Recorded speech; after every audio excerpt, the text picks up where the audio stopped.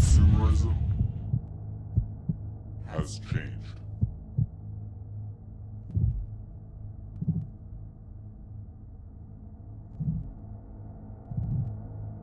We went from bartering to paying with cash to paying with card to paying with credit card and amassing debt. And now, you don't even need a credit card to do so. Buy now, pay later. Buy now, pay later. Buy now, pay later. Buy now, pay later. Buy now, pay later. Buy now, pay later. Buy now, pay later. Buy now, pay later. Buy now, pay later. Buy now, pay later. Pay later. Corporations seem to think that buy now, pay later is what we need. And that's because they know that friction is the #1 thing that may cause you not to click buy. So they're trying to remove it. But every pay later is a bet you're making against yourself and a decision you're taking away from your future self. I created Pay Now, Buy Later, an Apple numbers spreadsheet with Apple Shortcuts input and management to help me, and hopefully you too, take control of my finances. So let's buy later because we paid now. Hey all, welcome back to another video here with me, Rich, on Rich Aesthetic, and thanks for coming back to my video. I know I haven't been posting very consistently recently, but it's because of this gigantic personal finance makeover that I've been working on, not only in my own life, but also, of course, on this number sheet, which is what this video is about. So I want to jump straight into this. Let me just tell you what the chapters are, and then browse as you like.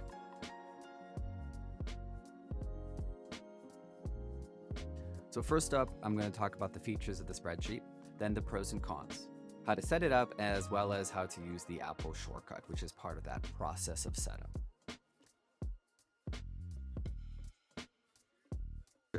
On the dashboard, there's your current net worth and then a net worth history bar chart. And by the way, I am going to be referring to my notes here because there's quite a bit. Then there's a credit score history line graph. There's a 24-month average expenses per category ring chart. Then there's an income versus expenses stacked bar chart, which shows the all-time range, the last 24 months, last 12 months, last 6 months, and then the current month. Then there's a credit utilization per account stacked bar charts. Then there's a cash position bar chart. And then there are income versus expenses per month bar charts. Then there's an investment by asset type ring chart. That would be like, your different stock positions, ETF position, mutual fund positions, and cash, of course, digital cash or real cash. Then there's a line graph table showing you your account value for all your accounts over time. Then there's a table that automatically grabs recurring monthly and annual expenses and tells you the total for each account. And then there's a section I call the income manager, which helps you organize what you want to do with your paycheck, how much goes into savings, investing, groceries, and such and such. Then the sheet itself has got two main tables. There's the transactions table, and then there's what I call my virtual vaults table. This is money that I put into savings goals, but like physically, there is no vault for each savings goal. All the money just sits in the same savings account, at least in my situation. If you have a bank where you're able to open like different accounts for like savings goals, then those would just be real accounts that you just do regular transfer transactions with. Then also in the sheet, there are a couple other tables that are fully automatic that read off of the transactions table, and that would be the history table. There's a few history tables. One shows you your income, one shows you your expenses, and then there's also an expenses, but the broad category, and all of those fuel the tables. And then all of the bar charts and line graphs, the time period they show is dependent on how many transactions you have, what they date back to, and whether or not you have filtered the tables in the history chart to only show a certain time period. So here you can see my main history chart goes from 2022 until 2028. But if I change the filter over in the inspector to only show the date in the last 2 years, and now we go back to the dashboard, look at how much shorter the net worth chart is. So here's it for the last 3 years.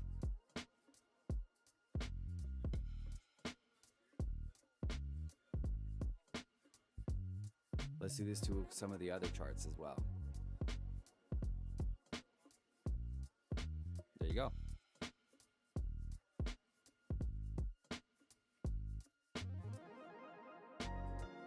And that actually brings me to the pros and cons. I'm going to start with pros because, of course, I'm biased. I think this sheet's really cool.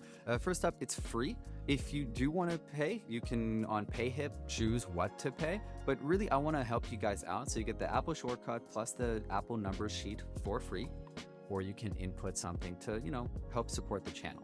If you are getting it for free, consider subscribing and hitting that like button to, show your support for the channel. Next up, for those who care, the data is your own. It's in your Apple numbers sheet. Your computer can be locked down with the password, and you can lock down the sheet with the password. So you don't have to share your credentials with like Copilot Money, for example. Then because it's Apple numbers and this is a file that you can edit, it's as customizable as you want it to be. So again, if you have actual vaults where you can make your savings goals, you don't have to use that virtual vault table at all. You can delete it. If you use multiple currencies, you can set it up to work with more than 2 currencies. Currently, it's set up to mostly work with just 2 or 1 currency. The sheet's not reliant on a developer adding a feature. So for example, the Copilot money managing app just got savings vaults in this last week, whereas I've been using it for the whole time already. And then compared to other popular options like Money Coach and Budget Planner or Budget Flow, their net worth feature isn't really true because it doesn't tie into stock value or investment portfolios at all. Whereas we can track what stock assets you have, the amount and what their price point is. And that's, a better picture to your actual net worth, not just your cash position, which is not your net worth.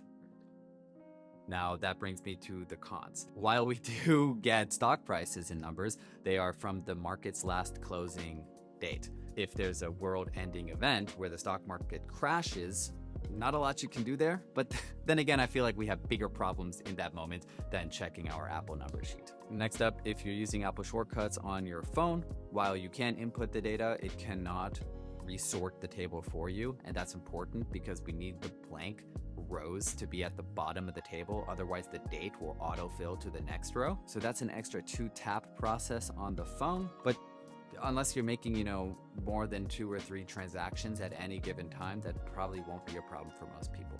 Then unfortunately, as the data set grows, the file will get slower. Then finally, if you make a mistake to a transaction you input, you do have to manually fix it. But that's true for even apps like Money Coach and Budget Flow. Building off of that, the true finally is it's not automatic. It is automatic in the setup of putting in your accounts and stuff, and I'm going to show you that in how we set up the sheet here in a moment. However, it's not automatic when it comes to the transactions itself. However, that might make you more accountable. Thanks for sticking around. Let's jump into how to set it up, how the Apple shortcut works, and I'm going to show you that on the big screen.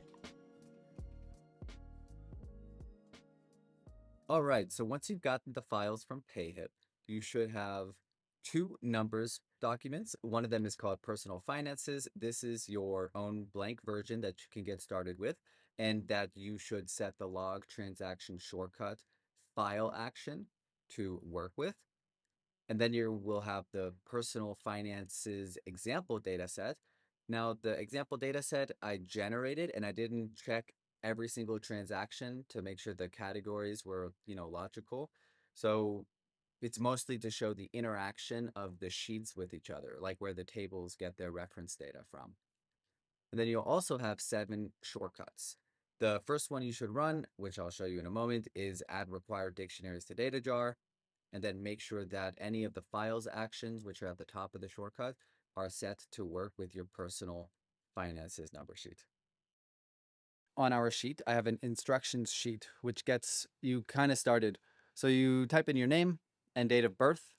If your date of birth isn't formatted properly, you can fix that in the inspector pane and then the cell tab. But as you can see, it tells you now your age, and that's just a fun little bit of flair. Now you set your savings percentage as well as investing percentage. I believe analysts recommend somewhere around a 15 to 20% rate. So in total, here's about 17%, which sets the savings and transfer amount. Then you type in the bank where you get your direct deposit or other payments sent into, and then what is the currency of that bank. On the secondary currency, you can choose from the drop-down, and if the currency you need isn't there, you can write it in yourself, of course. Just make sure you use the correct currency code. Now you can see Discover Bank is written here in the Income Manager. You can also see that the secondary currency has been set to Japanese yen. All right, now you type in, if you need, the name of the transfer service you use. I use Wise. And then also what the year that your transactions begin in. So here you can see Wise and Discover Bank. So let's put in the images. Again, this is just for flair. You could delete those purple squares if you don't want to put in the image. So once you find the logo that you want to use, all you have to do is drag and drop the logo into the square and it will mask it to that shape.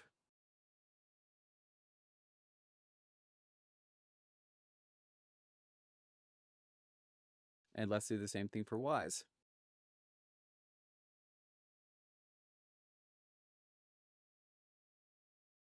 And now your dashboard is set up part of the way.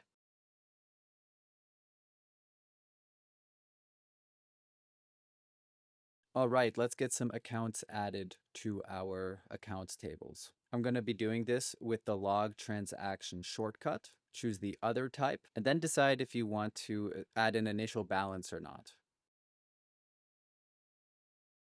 Go new account, balance. You don't need a note for this unless you want to. And here's our first digital account.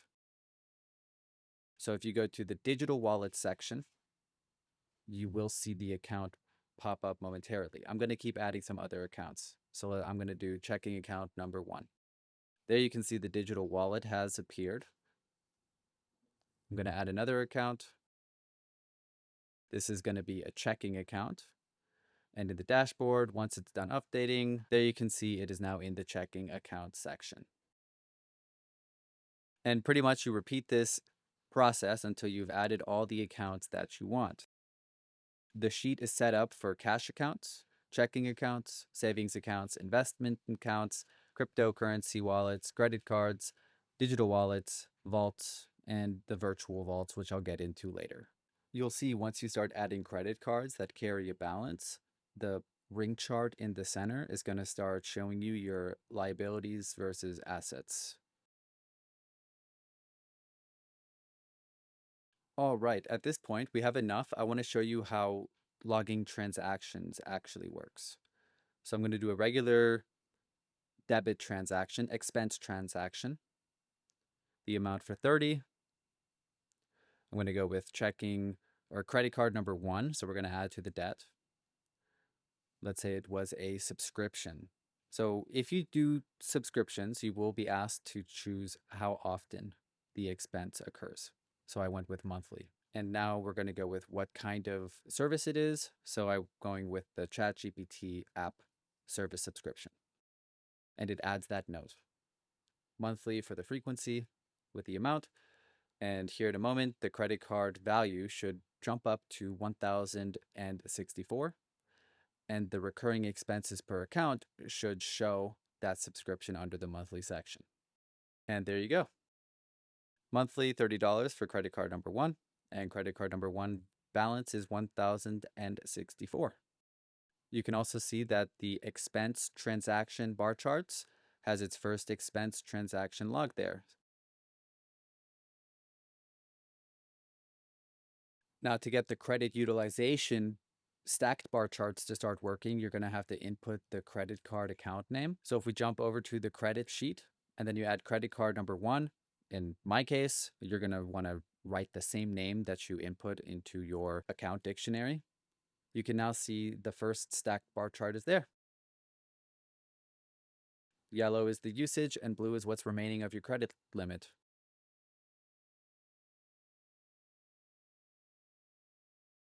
Now, talking about credit, let's get our credit score history line chart working. Again, on the credit sheet, you'll see the credit score history table here. And there are all the different kinds of scores you can have for credit. And then on the left side column, you can input the dates for when you saw or received those scores. And as soon as you put in anything, you'll see the credit score history line tables start to form. And this is something you'll want to do monthly as outlined on the instructions sheet under the maintenance section. Let's set up the income manager. Here's this drop-down list where you can see side hustle, salary, and reimbursements. Those need to be the same as the names of the tables, as you can see here. I have it set up this way.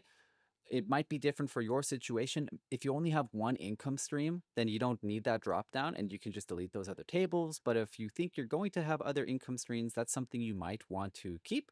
You could even have one of those income streams be gifts if you're wanting to organize any gift money you receive in the same way. Then inside of each of those tables, set up the amounts to be what it is that you typically get. And those percentages will reflect based off of the amounts you input. Now, down here, there's two sections for the direct deposit bank. You have savings and transfers as well as expenses.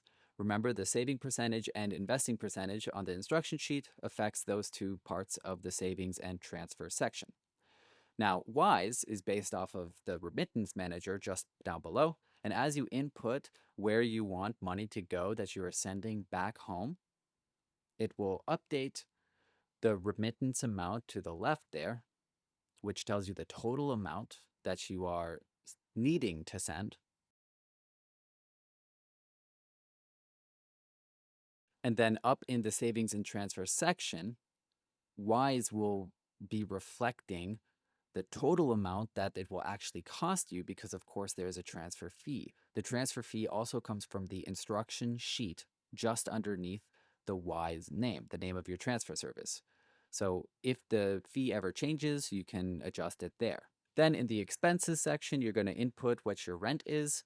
And if you open up that formula, you can see that it only will show the rent amount when it's for salary, because I assume that your salary is where you will be paying out the bulk of your expenses. You can change it to work to what you need, of course. Then you can input your utilities, if you have a flat rate or not. Now, down below, there are all these checkboxes. That's just for you know if you have already made those payments or not for this current month. Now, if you change the income stream that you're managing, like I said, the expenses will hide anything that you don't want included for that income stream. So let's go back to salary. Now, cellular and Wi-Fi as well as transit, you can input what those amounts are by opening up the formula. Groceries and supplies is a little different, as well as utilities, as they come from this table over here to the right, which gets your upcoming expense estimations. And the groceries comes from the grocery table. So you input the different items you typically buy, and then an estimated quantity for you to get an idea of how much money you have to save. And then if you want, after a couple months, you put in the actual quantity you were buying per month, so that way you get a more accurate picture. Now, this is one way to do it. The other way is up above, you can have it get you your average grocery cost for the last month, 2 months ago, and then this month last year. And then you can have that formula in the income manager point to the footer row of that table. So then you're always dealing with the average that you're actually paying into groceries. Now, it's never going to be perfect, but it should give you a good idea of where your money's going. So my shortcut used to work with Apple's native dictionaries, but honestly, if you need the dictionaries between shortcuts, it's not a great option because you'd have to copy and paste the dictionary, and when you update one, you'd have to update the dictionary in the other shortcut. So I've moved my dictionaries to this app called Datajar. If you're looking to get into Apple shortcuts and wanting to, do more powerful things with them, dictionaries is huge. It's pretty much lists that can have keys and values set to, well, the different keys that you put in. And it also lets you reference the same dictionary in different shortcuts. So unless Apple brings this feature, like global variables and global dictionaries to iOS 26, Datajar is your best bet. Now, Datajar is across iPad, iPhone, and Mac, which is great. So that way the shortcut works across all platforms and references the same dictionaries.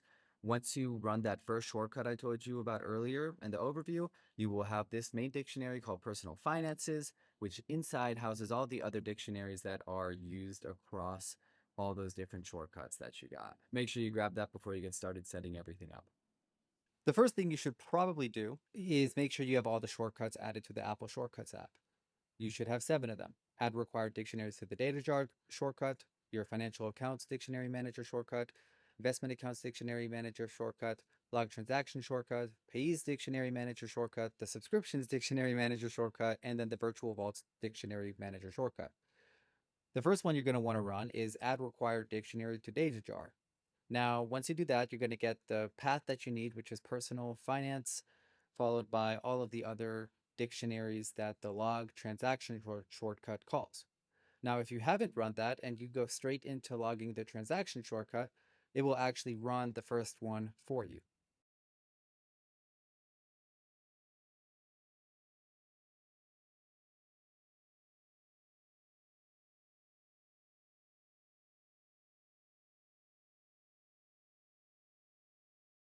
After you have the dictionary set up in datajar, you no longer need the add required dictionaries to datajar shortcut. So you can archive that for later use or just delete it.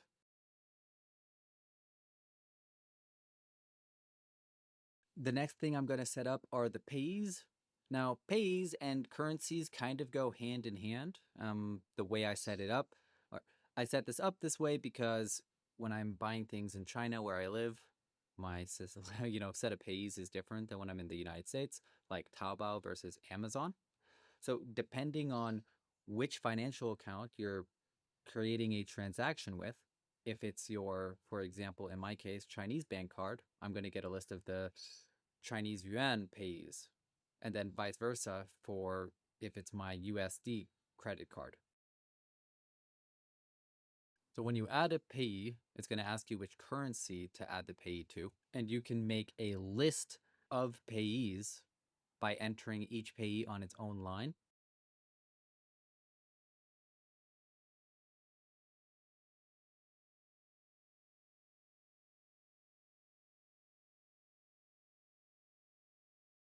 And then this shortcut also allows you to remove payees.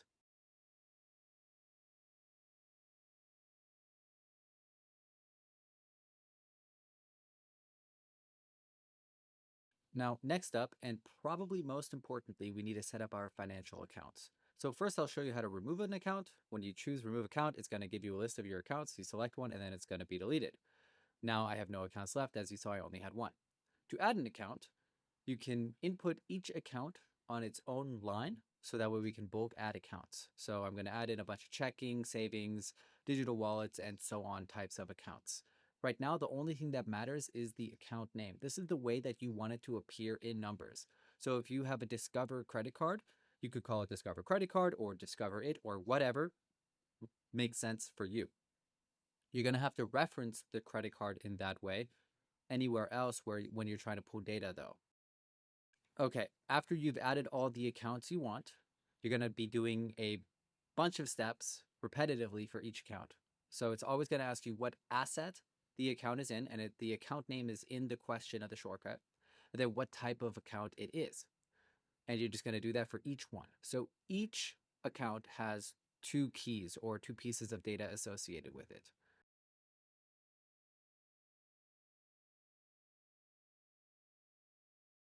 And if everything was set up successfully, you should see in the personal finance financial account key path in datajar a list of your accounts with 2 keys for each account.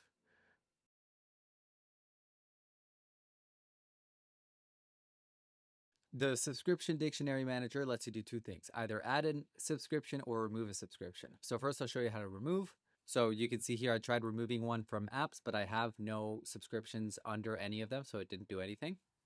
So I'm going to add a subscription.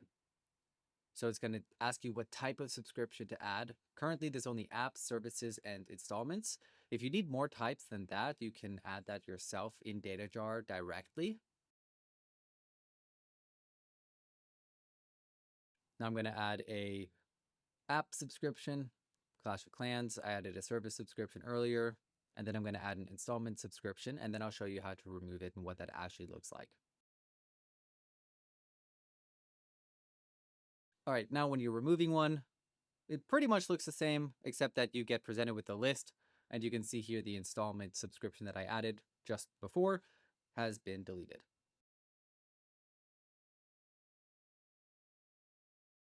Okay, finally, let's set up the investment accounts dictionary. So I want to add a stock ticker. This will force me to choose which account the stock ticker is being added to. I'm going to add it to the placeholder account. You can bulk add stock tickers by placing each ticker on its own line. Make sure that you type in the stock tickers exactly, as they need to work with the formula. Now, when you're asked for a name for the stock ticker, you can give it any name you want. I'm just going to call it Apple rather than apple.co, for example. Now, inside of the personal finance.investment accounts key path, and then inside of placeholder, you should see the stock tickers we just added. Now I'm going to remove an account, and I'm going to remove the placeholder account, and now the placeholder account plus, of course, all of the stock tickers inside of that account have been removed. One thing about the investment accounts is that they are being filtered for. So currently in the log transaction shortcut, they're being filtered for by any account that starts with the word investment. In my personal setup, I have it filtering for any account that starts with RH because my brokerage is Robinhood. If you're going to use it without wanting to change anything, just make sure all of your investment accounts are investment something something. So for example, investment Charles Schwab or investment Robinhood. Then it'll work with my shortcut out of the box. If you don't want that, you will have to change the filter in the log transaction shortcut.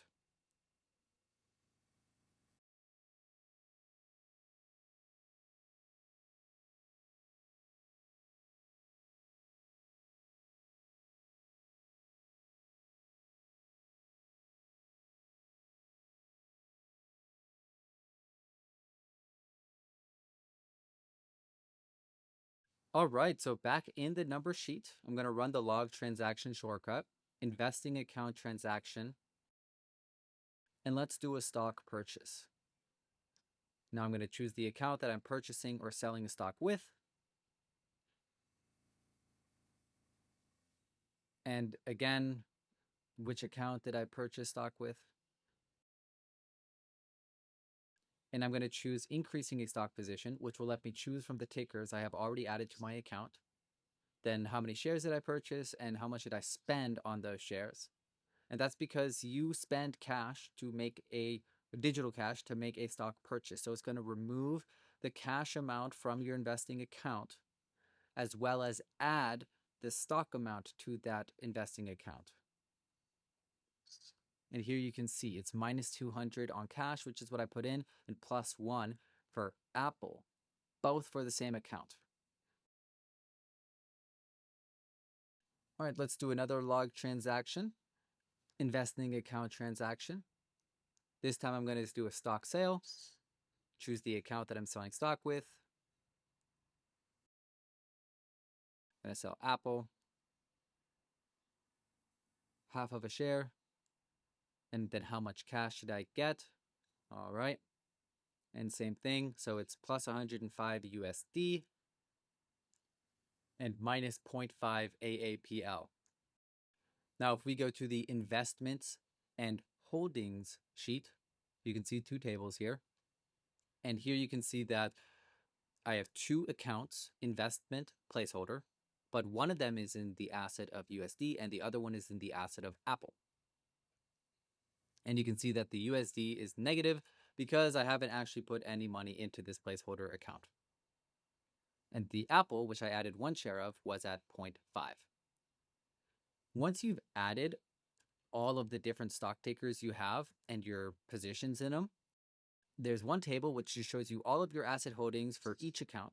So if you have one account that holds, for example, USD and CNY and JPY, for example, with like Wise, the remittance service, you would see Wise show up 3 times under the account table, but then with 3 different asset symbols. Just like you're currently looking at my example here, investment account number 2, but it has VTI, MSFT, VOO, AAPL, and QQQ for each different asset. Then in the second table, there is the current assets total value. So that gets just the asset and then tells you the total value of that asset you have, not per account. So across all accounts.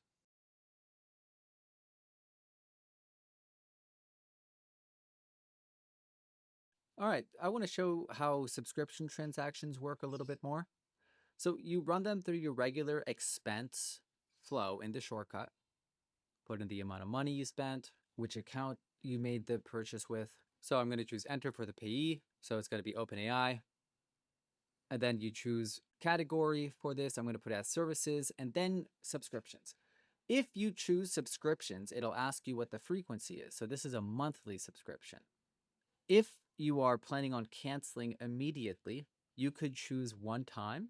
So that way it doesn't show up in the recurring expenses table as you know you're going to cancel.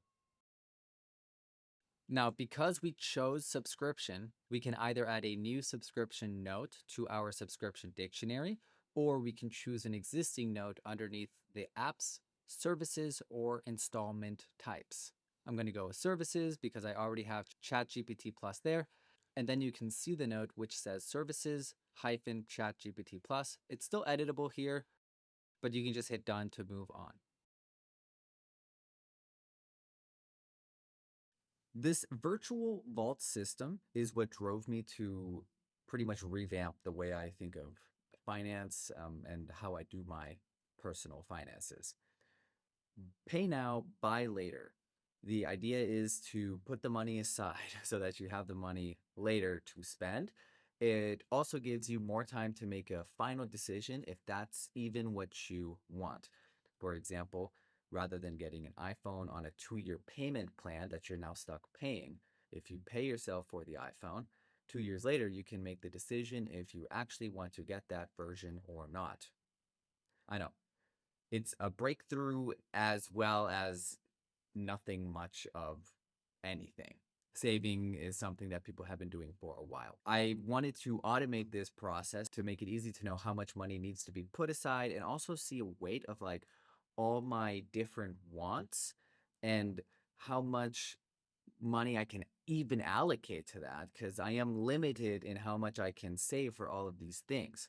So taking a look at the savings and vaults sheet, I have two main tables here that are automated in what they get for their input by using the log transaction shortcut or the virtual vault manager shortcut. And I have some example savings goals. So in my vaults, these are just general purchases, at least the way that I think about this.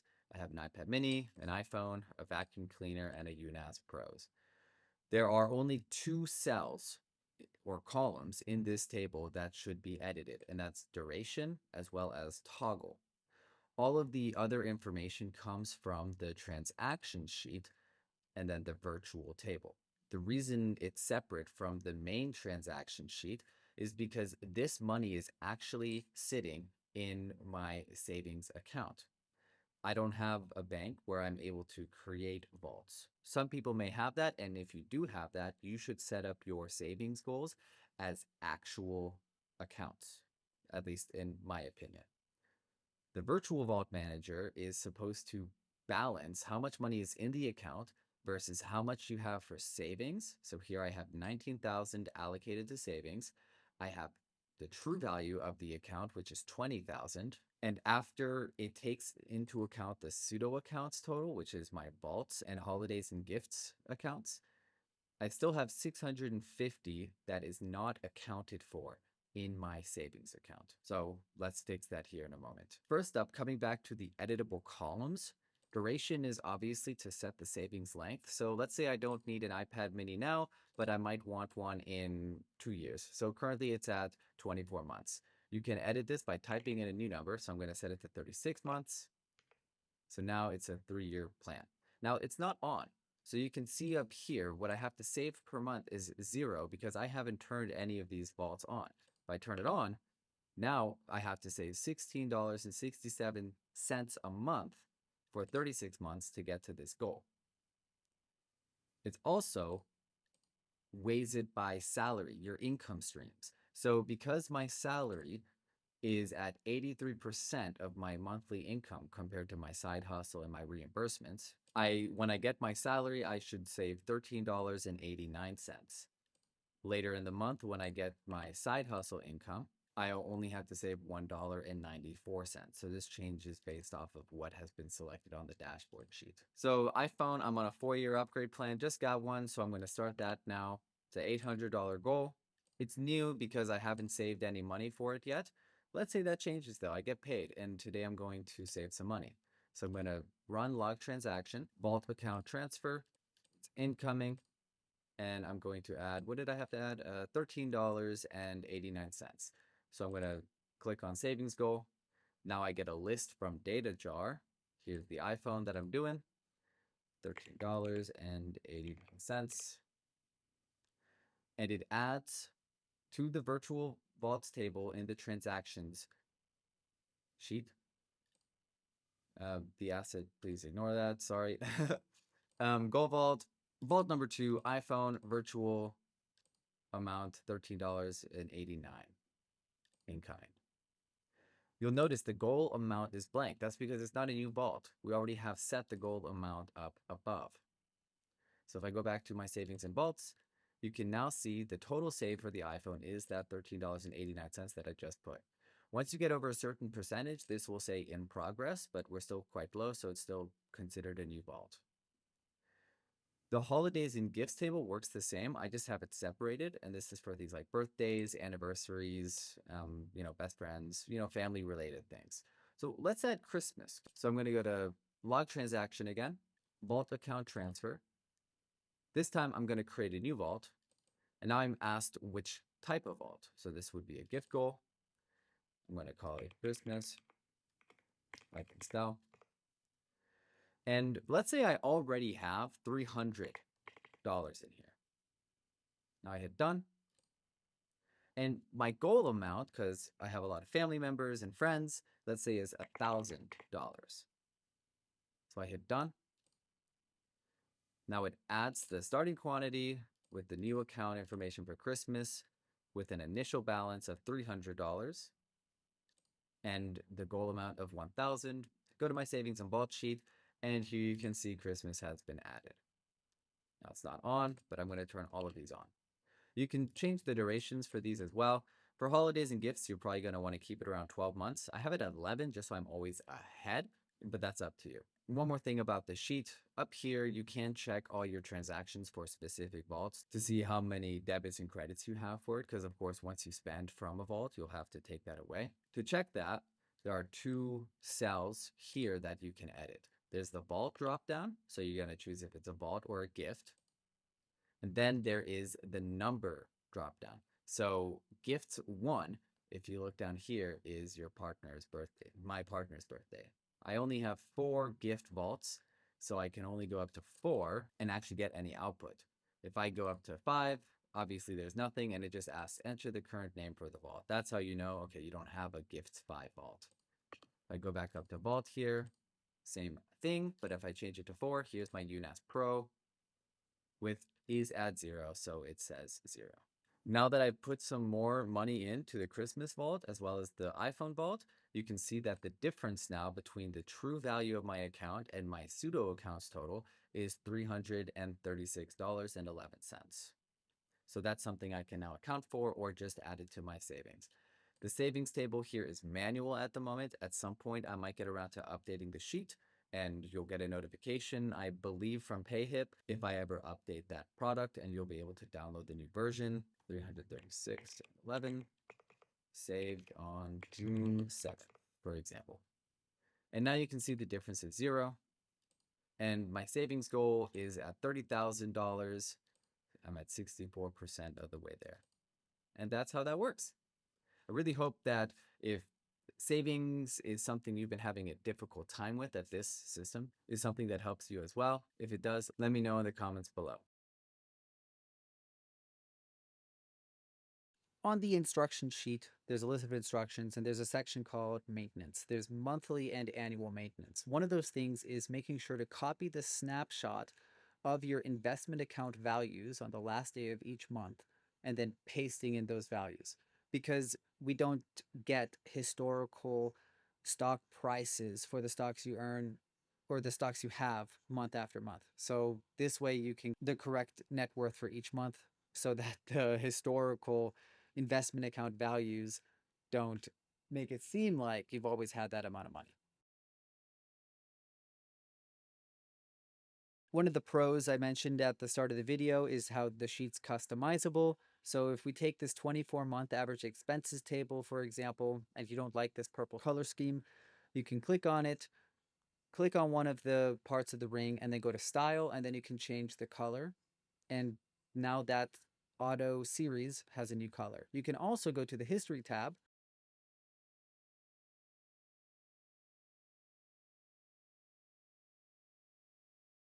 and then click on the series here in the table, which might be more clear as to which series you're editing, and change the color that way. You can do this for any table. You click on it, then you click on edit data references. The sheet that it's pulling the data from will have a green dot on it. You navigate to that sheet and then find where the series are, and then you just click on the series, and then you can change the style of each one.